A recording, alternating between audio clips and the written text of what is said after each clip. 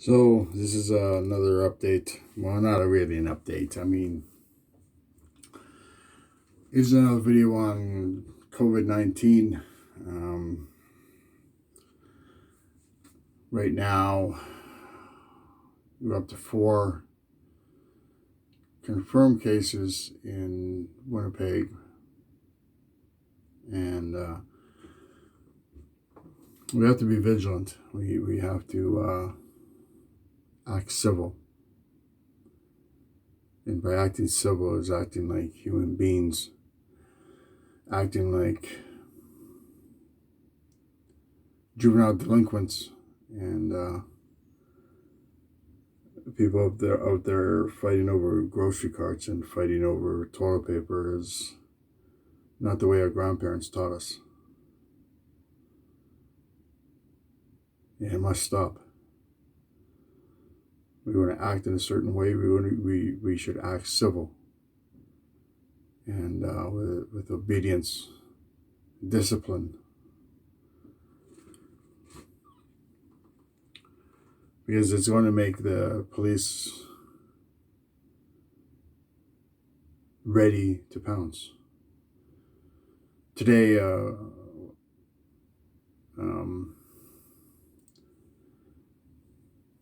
is it today? No, yesterday a woman was arrested right on the corner of Donald and Portage, an Indigenous woman. A man said that she collapsed, and then all of a sudden, out of the sheer blue, the cadets put her in handcuffs and put her in the back of the squad car. Now, let's not forget that the Winnipeg police did kill and murder J.J. Harper, who is also an Indigenous activist. And then I got on both sides. And I mean, racism has been here long before that ever happened. The racism in Winnipeg has been here and right across Canada for 200 years. And it's so easy for me to slip into different subjects on what I'm talking about, going from COVID-19 to racism. And we need to stand together. We need to unite. We need to unite under one banner, and that banner is peace, and that banner is love. I've seen love move mountains.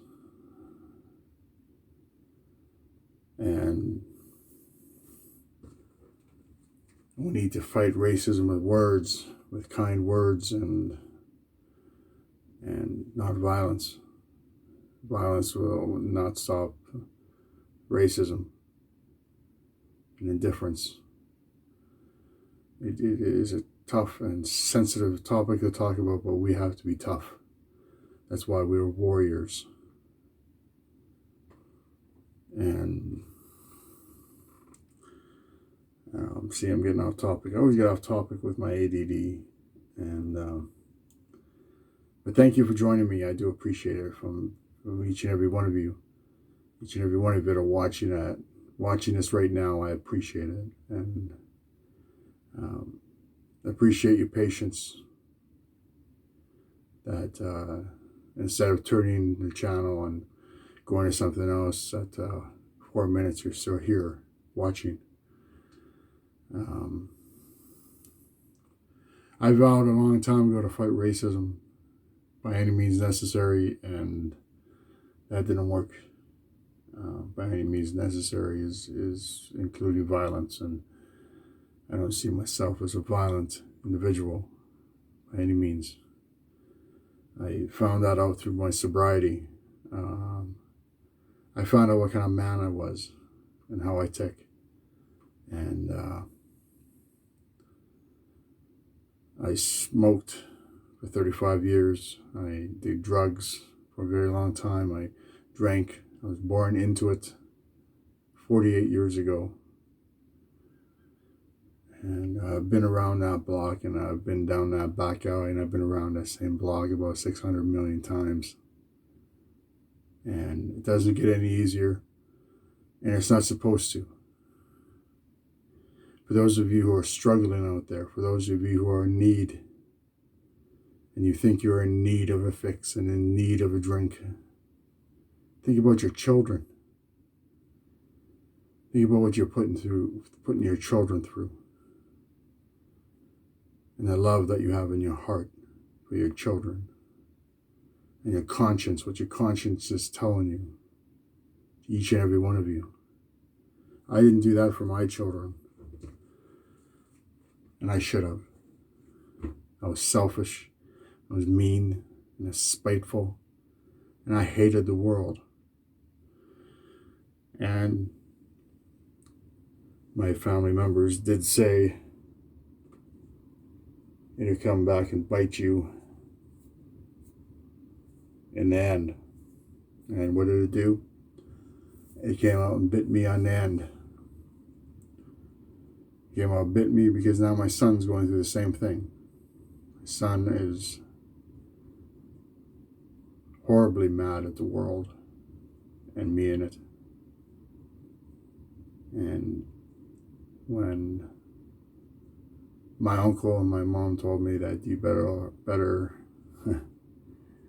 stop where you're head, and it's going to come out and it's going to be karma. I didn't believe them, and yet here we are talking about it.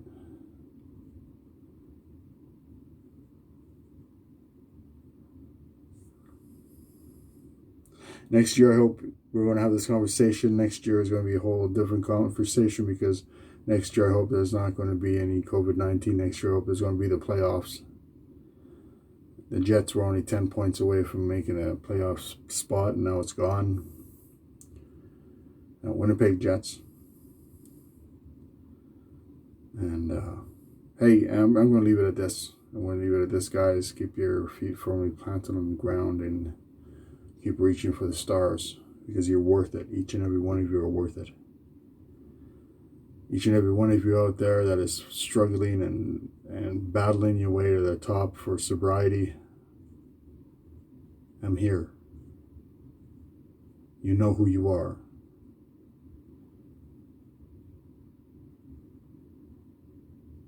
I am not pretending to be or want to be a savior. I am no better than you. And it hurts like hell. Because it hurt like hell for me.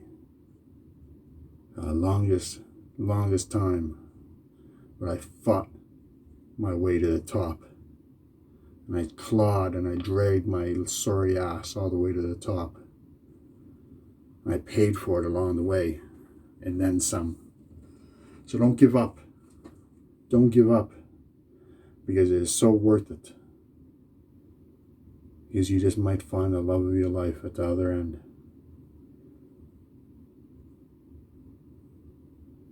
Because that's what I did.